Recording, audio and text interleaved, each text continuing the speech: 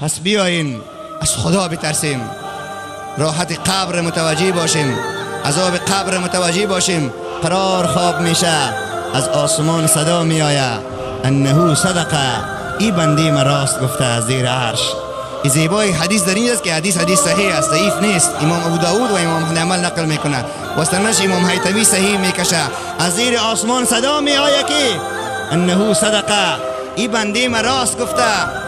ففرشوه من فرش الجنتی، برش قالین جنت اوار کنین، فرش جنت برش اوار کنین. فرش ابریشم برش اوار کرده میشه. بگوین الله اکبر. مگر نمیخواهیم فرش جنت برای ما اوار شود؟ فالبسوه من لباس اهل الجنتی.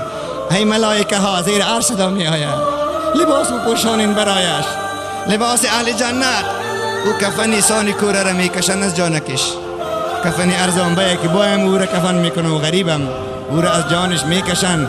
اونجا ابریشم برش حلال است، دنیای آخرت است. اونجا دنیا نیست. ابریشم دنیا برای مردا چی است؟ حرام. در اونجا حلال است. فالبسوه من لباس اهل الجنتی. صدا میایه که لباس جنت برش بپوشانین، عطر بزنین، کلکنچه برویش باز کنین.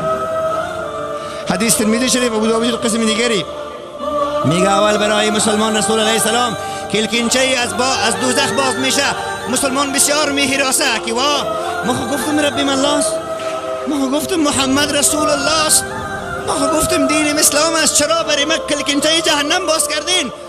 ملائکه برش میگه که ور خطا نشو، خواستیم که برای یک مژده بتیم، اول یک نشان میتیم که جای اصلی ده اینجا بود، ولی تو مسلمان شدی، عقیده خوب کردی، عمل خوب انجام دادی، تبدیل کرد الله تو دوزخی را جنتی ساخت. بگوین الله اکبر.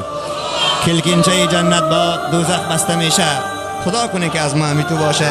از تو جوانی که میگیری، از تو سفیدی که ساعتها منتظر همچون برنامه اسلامی باشی، از او خواهر محترمه ای که ساعتها دقیقه ها منتظر است تا چه وقت کسی تا علمای بیچاره میبرایه و برادرش روان میکنه دوان یا با میموری هایشان ثبت میکنن، باز میگه امروز فلان مولوی هر عالمی که است در این مورد چه گفت؟